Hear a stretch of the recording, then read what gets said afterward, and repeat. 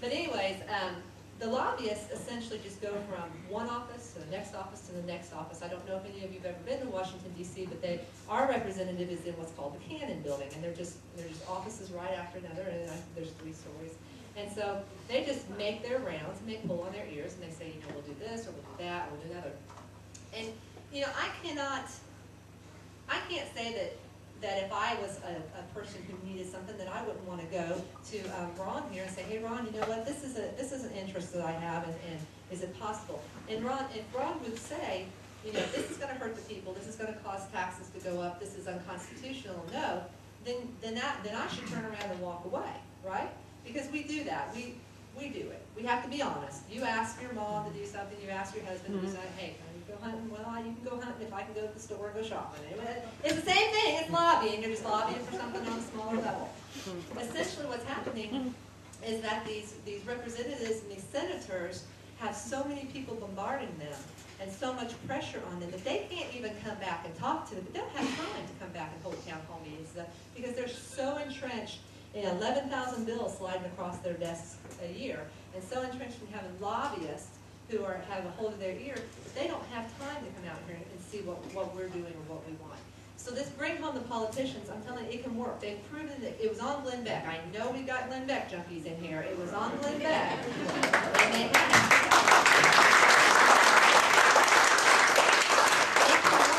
it can work. And they are getting people signing on across the nation more and more all the time. But I'll tell you, that is one of the things that we need to do. We need to bring the politicians home, like they used to. Remember Davy Crockett? Davy Crockett did it. He went to Washington, D.C. He came back and walked amongst the people. It's all interesting, but would you answer my question? What was your question? What are the consequences? What There aren't any. I mean, there are laws set in place. He's a lawbreaker. He's Yeah. a criminal. What can you do? Charge him, try him. Charge them with, yeah. I guess all of you could get together and get an attorney. Vote him out. You talk about the Constitution, and there's only 2 places up there that can make law. What do you feel about the constitutionality of OSHA and EPA and all these other little groups that make their regulations rather than law, and we have to follow them as though we're following law? Most of those places are unconstitutional. You're going to see about maybe pulling them in. You know, this is the thing. Like Dan said, I'm one person, but here's what you do. You go there and you find other people that are like-minded with you, and you're exactly right. We need to repeal those things. We need to deregulate it. We need to take those bureaucracies out. There are places for environmental control, but it's not in the federal government, it's in the state governments. It's the state's responsibility. Most of what you're talking about in those bureaucracies, those need to come back to the authority of the state, not the federal government. Your question, you can band together as far as a group and bring charges against your representative. If you have a representative who has integrity, they'll sign a pledge with you, or they'll make their word will be their contract, or they will make it a point to follow the Constitution. If they don't, they have what's in some states you can recall. You can recall the elected officials. Indiana is not a state, so I would lobby somebody to get that on the books so that you could recall your elected officials. But there's no criminal recourse. They don't know the Constitution. They don't know the Constitution. He's a lawbreaker. Contact the U.S. Attorney General.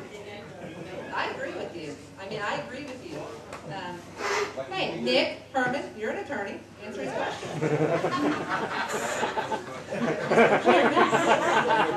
What can we do, Nick? Are there any laws that punish the congressmen and the senators if they fail to do that?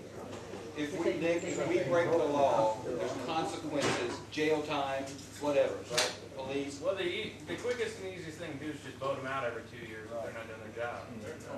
He's talking about, but you want him to suffer like He's a a criminal. citizen would. He's a criminal. What criminal proceedings will he face for doing blatantly unconstitutional things?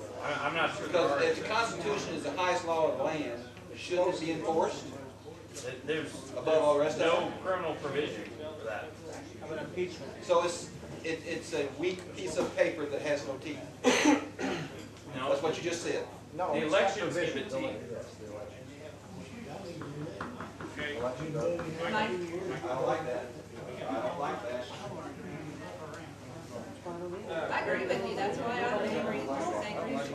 The U.S. Attorney is the chief law enforcement officer of the country, just like the prosecuting attorney is of the county, and the AG is of the state. Let Chrissy take one more question and then I got someone else. Mike? Yes, Kristi, you talked about deregulation. And it's my opinion that the stimulus packages that they have passed has actually created jobs in the government. Yes. Now, I think one of the breath of fresh air that most businessmen would consider to be an economic stimulus would be less regulation. Yes.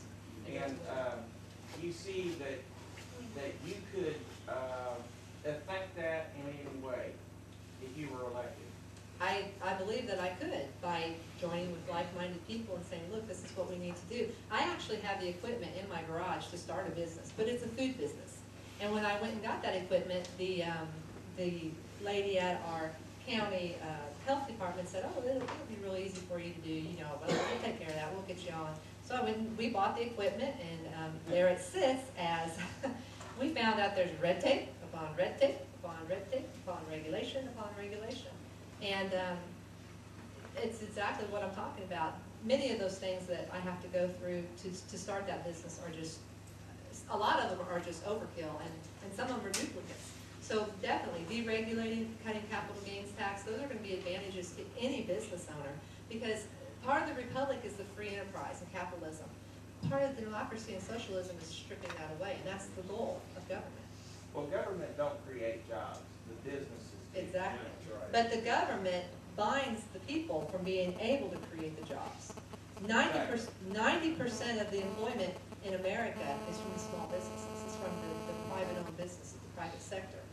But when you continue to put regulations upon those people, they can't start the businesses. They can't run the businesses. One more question. That's one of the Oh, Margie, we got, Go ahead. okay, Dave, and we'll take one more question. Go ahead, one more question. Now, I want to know how it is that all the people in Washington, Democrats, Republicans, whatever, how can they all be members of organizations that are contrary to the Constitution? There's not one of them up there is not a member of the Council of Foreign Relations, and it's just a socialist organization, including their own president. And nobody seems to care. You see that? See the fury that he's feeling and the anger? That's what's out amongst the people as I go out and talk to them. And I agree with you. That's why I'm running for office. Well, I won't tell you how my husband would like to handle the situation. Seriously. Seriously. But you know, why is this not tantamount to treason? The president is clearly directed not to carry more than that office at any given time that he's in authority. Exactly right. And he accepted a post in the United Nations. I understand that. Nobody said a word. Yeah. There are people saying words, but there's so many people that are coming out to hide it. We don't know, we were citizens. You know, essentially here's what Dan and myself and other people that are running for office, we're telling you that we're willing to try to make the difference. Okay, we're willing to go in there. You gotta elect somebody or don't elect anybody. So I'm offering to you the opportunity to be a voice for you and to try and change what we have going